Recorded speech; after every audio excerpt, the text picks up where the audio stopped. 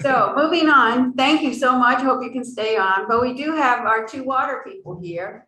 So we're going to start with Harold Williams. He's West Basin Municipal Water District Board Director from Division 1 and longtime member of the PV Dems. And he's also going to be joined with Rob Katherman. He's Water Replenishment District Director, Division 2. And they're both here to speak about the drought and how it's driven our current water restrictions. So we're going to start with Harold, and I have Timer. your co-speaker is timing. That's all right. And Harold, I brought my own timer. I see that. Just to be fair. I see that. Not to worry, folks. I don't talk for a long time, so you're safe there.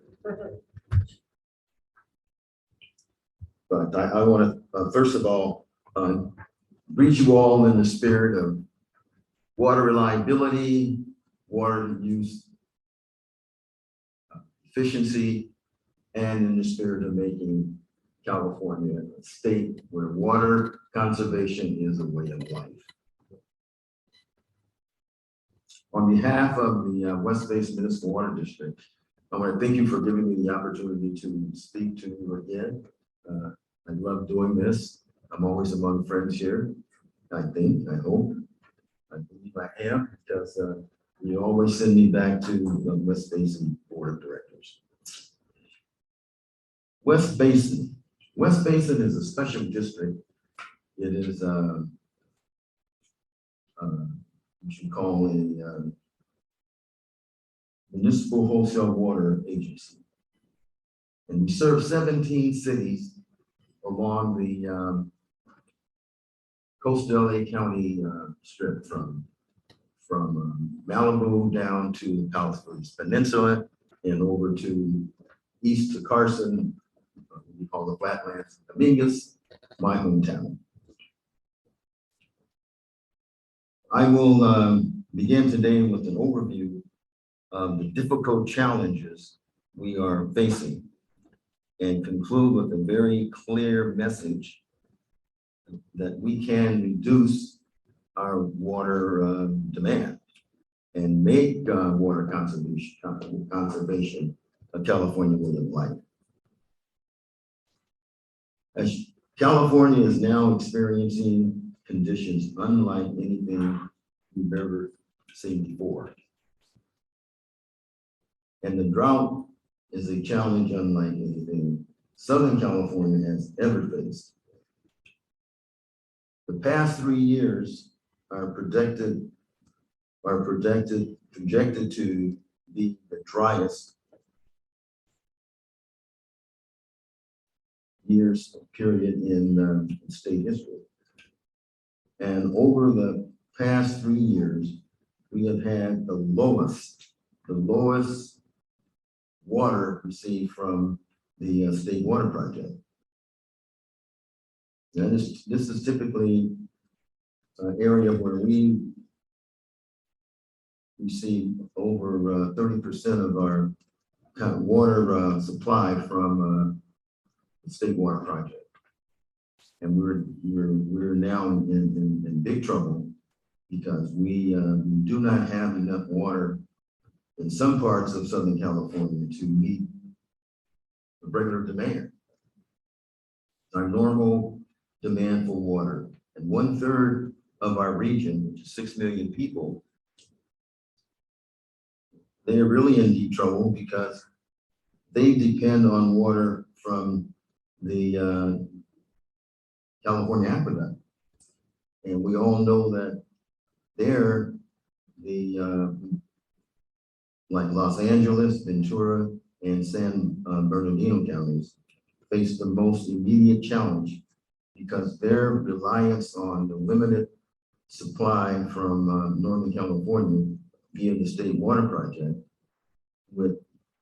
is a problem.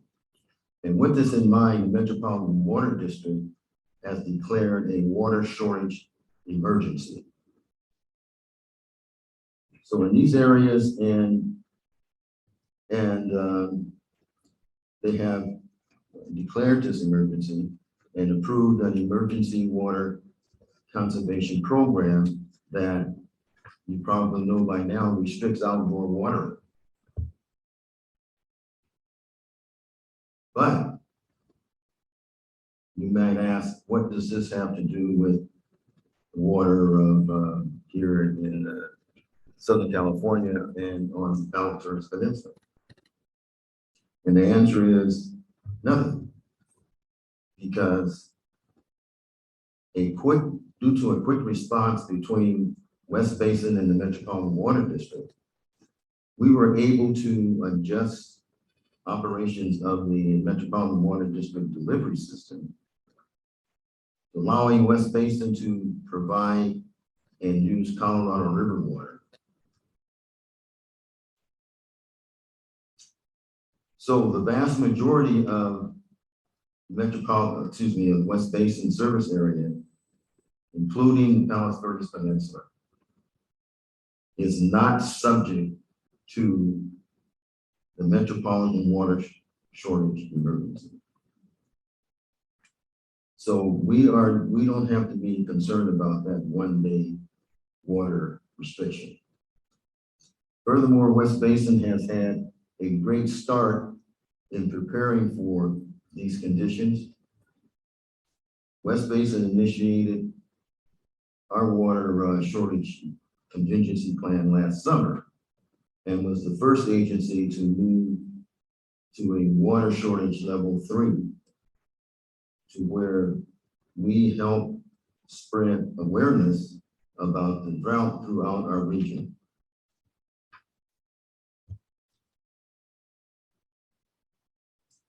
Though West Basin is not initiating mandatory water reduction plan, West Basin is working with our communities, our regional partners like WRD to promote water conservation and water responsibility. So specifically, we're asking that you reduce your outdoor water. You've heard this before, in the last drought. To remove grass and turf if you can, or where you can. To refrain from washing down sidewalks and driveways with precious water. And to wash your car, a recycling car wash if you can.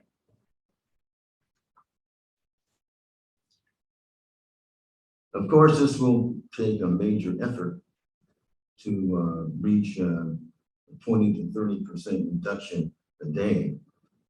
But if we work together, we can do this. So we're asking that you cut back on your water use, especially outdoor.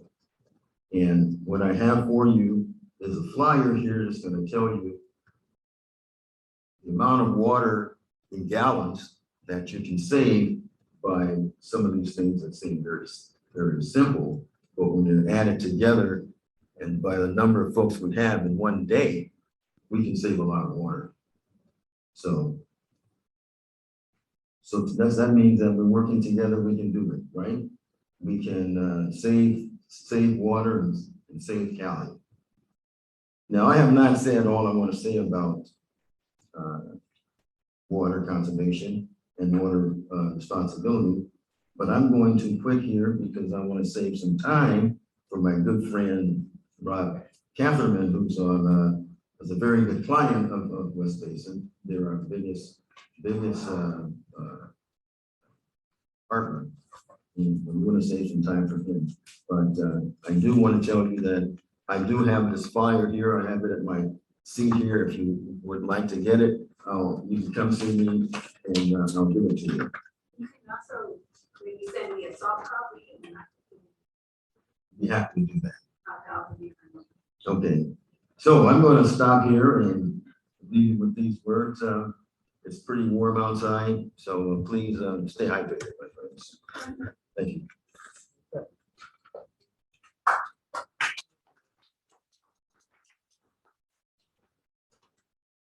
I too brought my timer with me, just to be fair. equal time here.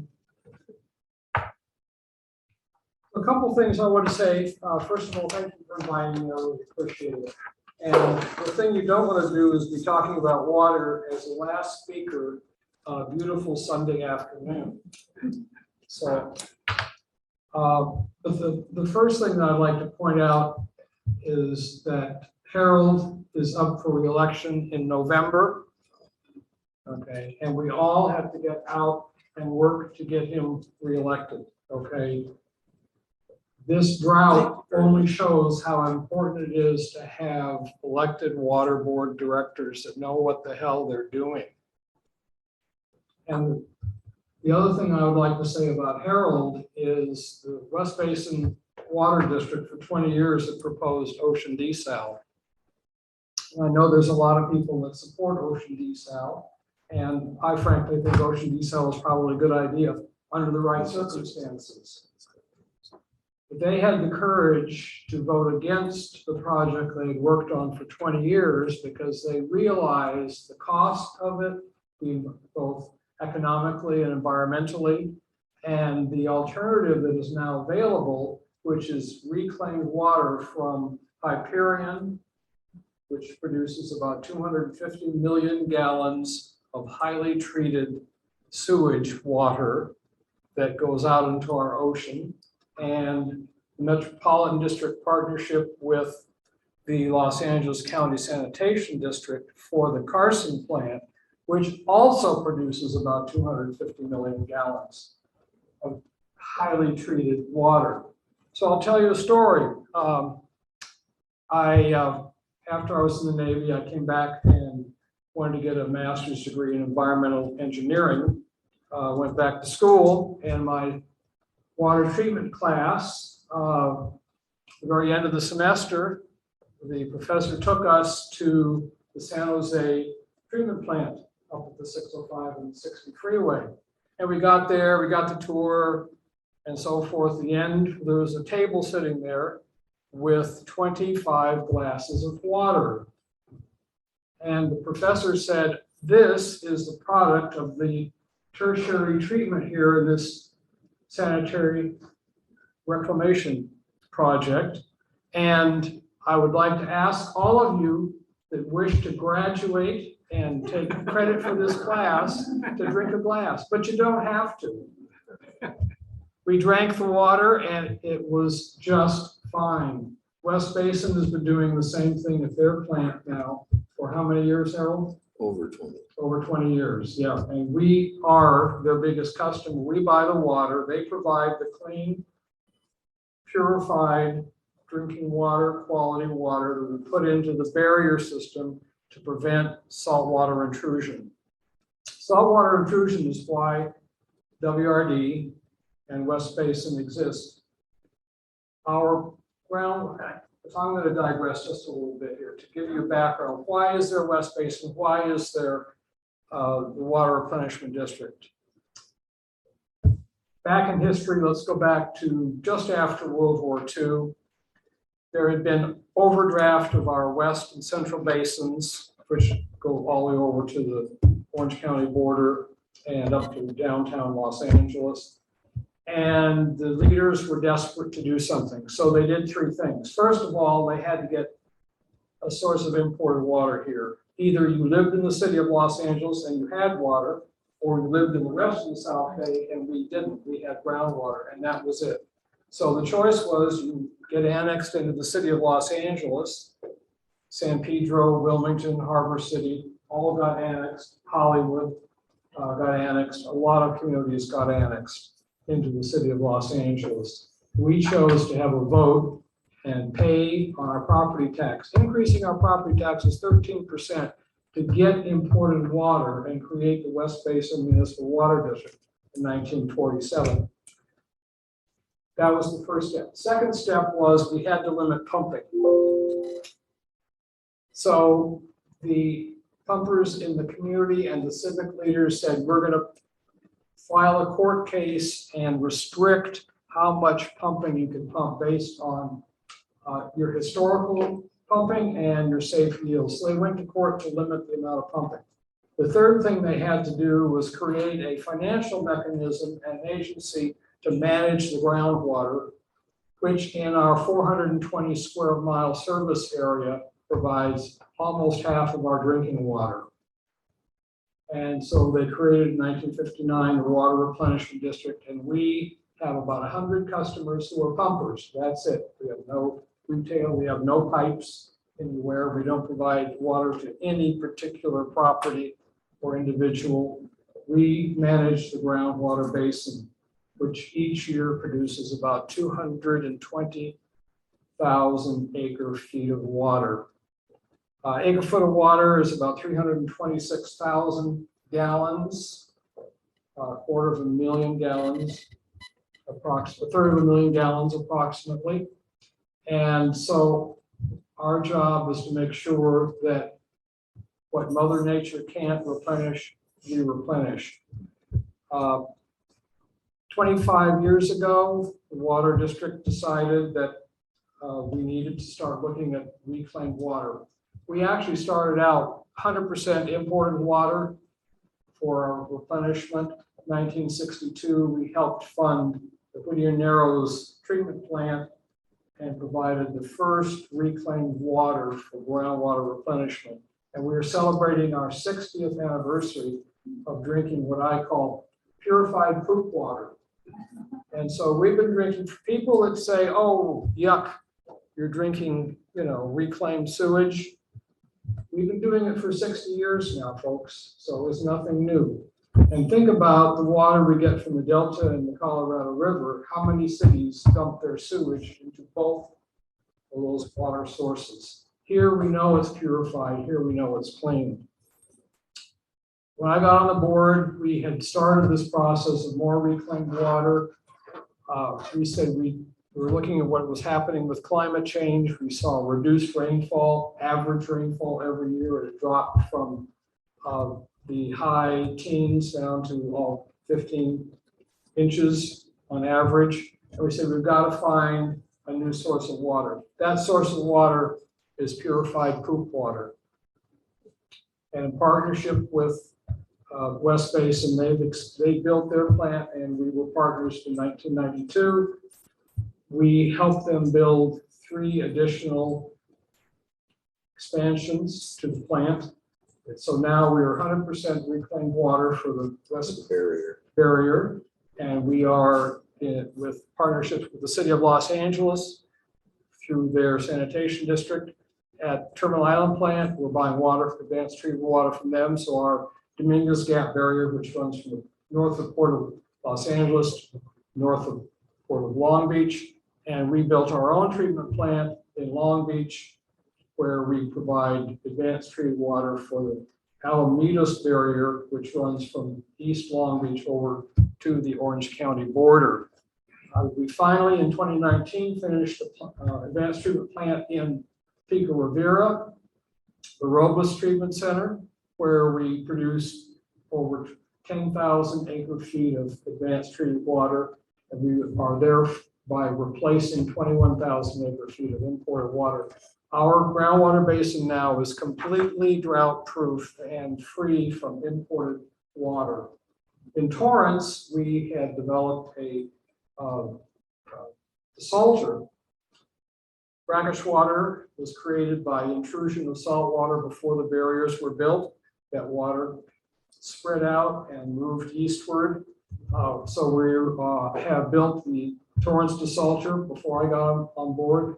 We expanded this desalter after I got on board. We now produce 5 million gallons a day of treated water, ocean desal, reverse osmosis technology. That water goes directly into the potable drinking system in Torrance. Where are we going to go from here? We know, and looking at, I did a little quick back the napkin study. Our median amount of rainfall here in the last 21 years has gone down from the 14 inches that had been we've been receiving for the last 50 years. Now we have a 50-50 chance of being less than 9.5 inches or 50% chance of being over 9.5 inches. That is it. So we need to provide other water. So we're going to be working with West Basin Municipal Water District, City of Los Angeles and Hyperion to purchase advanced treated water from them to inject into our groundwater basins. We're going to be also contracting with Metropolitan Water District to buy water from the joint plant, both to be injected and to be taken up to the spreading grounds. And in the city of Torrance in the South Bay here locally, we're going to be doubling or tripling the capacity of the Torrance desalter, where we can clean up that 200,000 acre feet of brackish water, put it directly into our drinking water system to eliminate the need for that much potable water being imported, and eventually clean our basins from brackish water so that we could additionally pump another 25,000 acre feet of pumping in the basin. It'll require more water to go into the barrier, and it will require water from both sides, the west and the east, from the Hyperion and from the joint plant.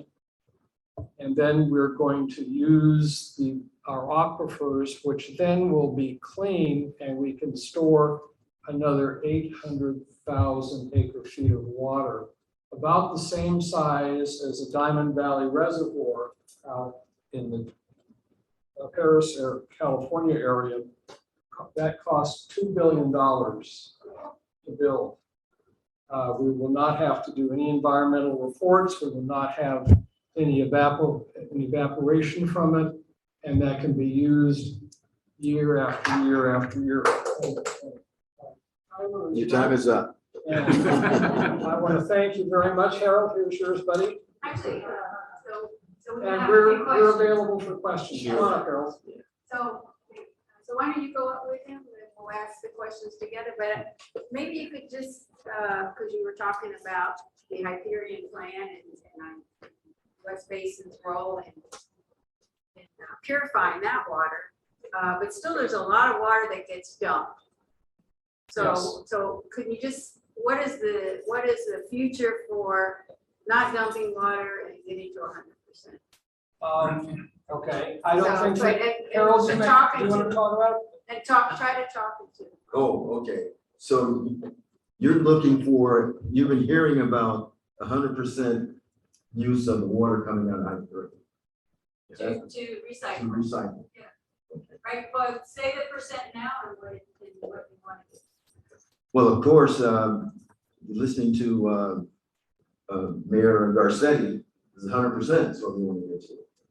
Right? Where we're at right now, it is far less than that, because the plant has not been upgraded to the point where they're using water from Hyperion to recycle, other than the 40. Okay. Yeah. Other than the 40 what is it, 40 MGD that comes over out of Hyperion to the plant in West Basin's LCW. So that's what's being done now. But the plan is for all of that to be changed and go to the plant that's going to be 100%, because what we're using now is not 100%.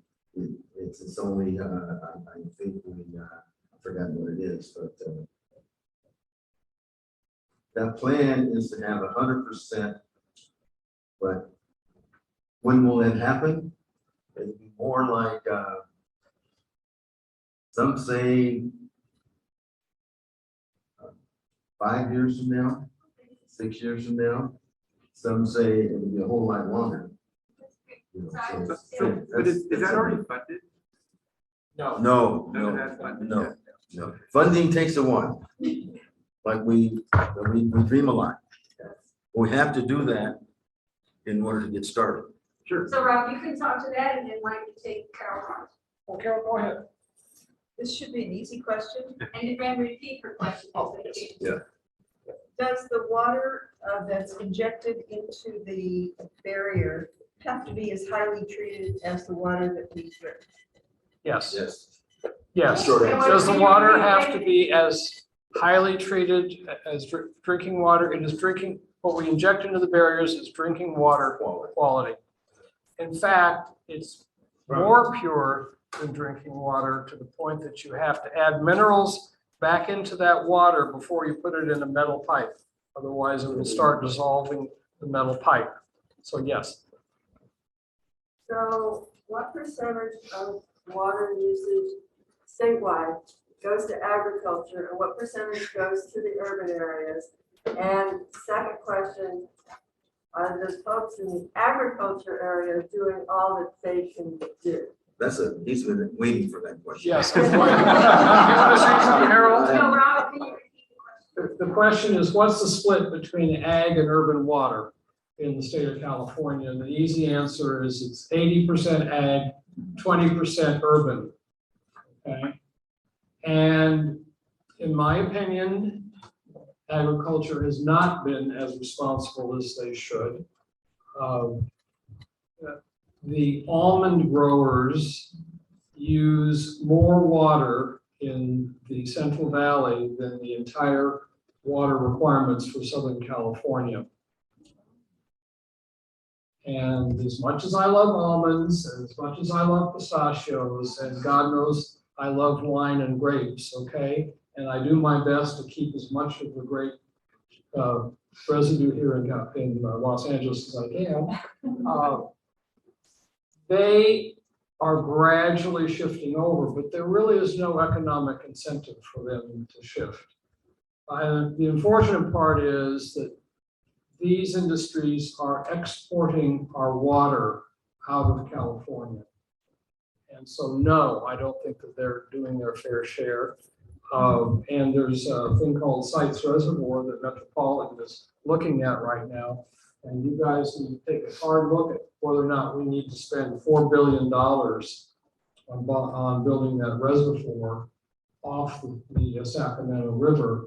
I would suggest we take that $4 billion and use it for reclaimed water projects and to buy water rights up in the Central Valley so we can retire those rights and use that water for environmental restoration and for fish in the Delta. Well, Metropolitan Water District is very supportive of the Sites Reservoir. But, you know, we have a lot of people who support what we do, but they support us undercover. So you don't come out and talk about our recycling projects. You come out and talk about other things, but we understand that water recycling is the future, and that's why we're spending so much money on the major plant there in Carson that's going to be part as a partnership between Metropolitan, which is the organization that's going to reclaim and distribute the water, and the sanitation sanitation districts are the major cleanup. They're cleaning up the water to make it drinkable and for distribution. And they're doing a demonstration plant right now that produces 500,000 gallons a day Right there in Carson. in Carson right now. Unfortunately, they're just sending it right back out to the ocean. But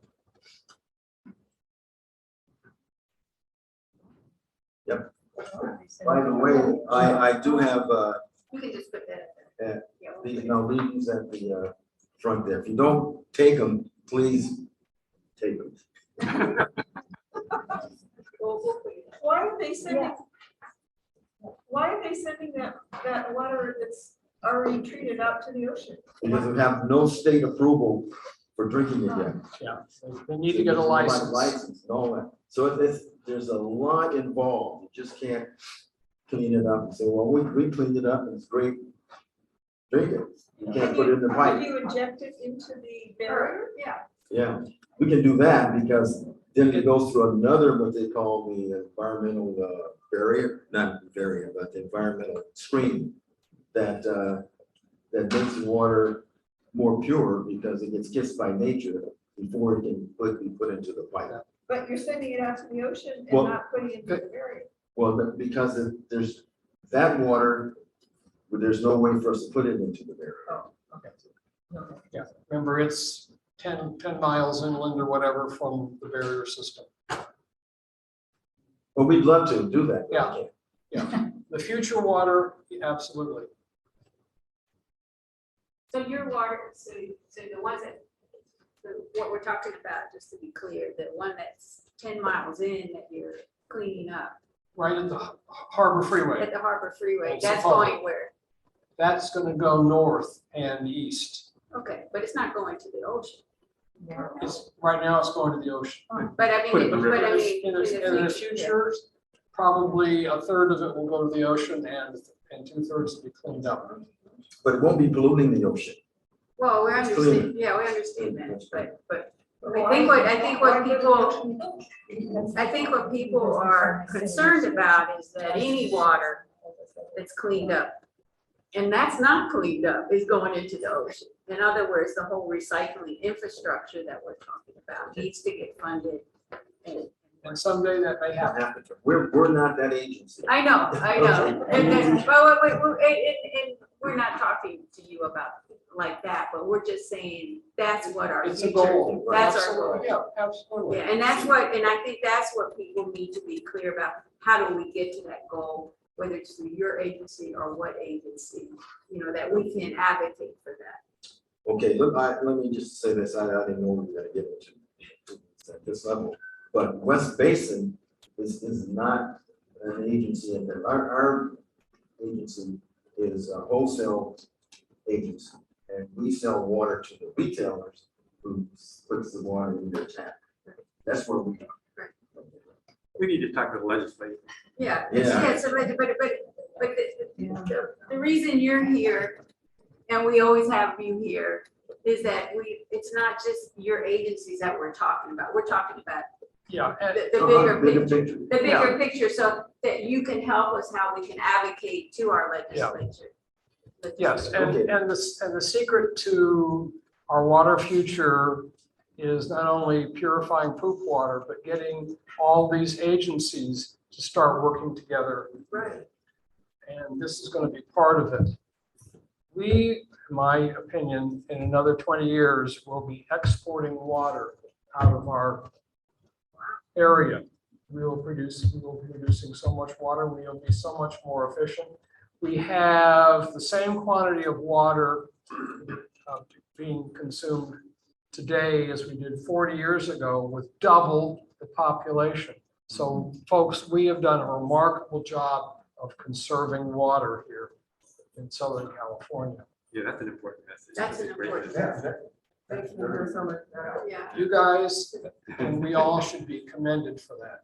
Yeah. But that's just the start. These projects are going to take anywhere from, Harold said, from 5 to 25 years. What we can do tomorrow is start conserving water. We can start today. I was going to take a shower tonight after I. So I understand in our area, I think it came through our water district here in Palos Verdes. Cal water. Cal water, that we're 2 days. And Yes. we're limited to 2 days. So you're right, we don't have the, we're not being asked to go to 1 day, but we are being asked to go to 2 days, and we are being assigned what those days. I will say, it is hard to go to the Cal water and figure out those days. Oh, really? Yeah, I don't think it's quite clear. It's clear. Even numbered I'm just address. saying on the website. Oh, even numbered addresses, I know, because we're Yeah. even numbered addresses Thursday, Sunday. Yeah. Odd numbered addresses Monday and Friday. No, It's Tuesday and Friday and Saturday. Tuesday. Tuesday, okay. So you don't know the odd. I know the even like you, but I don't even. See, I'm an odd. All right. We know All right. that. Okay, when you're talking, or maybe that isn't you, to talk about fines if we use too much water. Is that if we use hot water on other days than our own, or how much water we use on our days? Okay, for the policing of the water usage, that will come from your provider, and I believe that's Cal Water. So talk to them. Yeah, it's, Yeah, Well, what they're saying is, if you go to them, so what they're saying is in the literature that they have sent us, that right now it's, they're not policing you in the sense, they're telling you what to do. And by assigning you those days, so then when they do get to where they're policing you, they can walk the streets or drive the streets. And if they see water on your property on a day when there shouldn't have been watering, then they can start. can't they tell from our meters No. how much? No, they can't tell. They can't tell, not, we're talking about outdoor water. We're not talking about what you use in your They house. just read the meter once a month, so they don't know what days you use. They don't know what days. Yeah. we So need that's- to lobby them to install automated Yeah. meters. Yeah. So you can get it on your cell phone, what your water consumption is at any moment in time. Okay, And then they'll be able to tell, are you watering properly or not? But they haven't done that. They haven't done that, and they need to do that. And they need to do they that. haven't been punitive yet either. In the past, when we've had restrictions, they don't penalize people, but. No, and that creates problems, Right, because but- it creates bad habits. Yeah. And we're trying to get people to yeah. develop good habits of conserving water. But if you let them slide too long, then Well, you guys have brought positive news. Yes, yeah. We And that's why we really- always have them, Yeah. and we really really Thank you. have them, Thank yeah. But thank you, but we are getting to 4:30, so I'm gonna take one more question from the audience. Question, you're telling us that the almond growers use an excessive amount of water. Is there a move afoot to curtail their amount or to automate them in some way? Is there some pressure there? The state legislature and the state water board, yes. Are they looking to curtail the amount of water that Big Ag uses in the San Joaquin Valley? The answer is yes, they are. But it takes time. It's just like the limitation on groundwater and the Sigma. The deadline to come up with a groundwater plan like our agency does here in South Los Angeles County, the deadline is another 8 years away. So in the meantime, they're overpumping the San Joaquin Valley. Small homeowners and small farmers, their wells are going dry, but the big ag businesses who have much deeper wells are pumping the you-know-what out of that. So yes, it's a big problem. Anyway. my pleasure. All right. All right,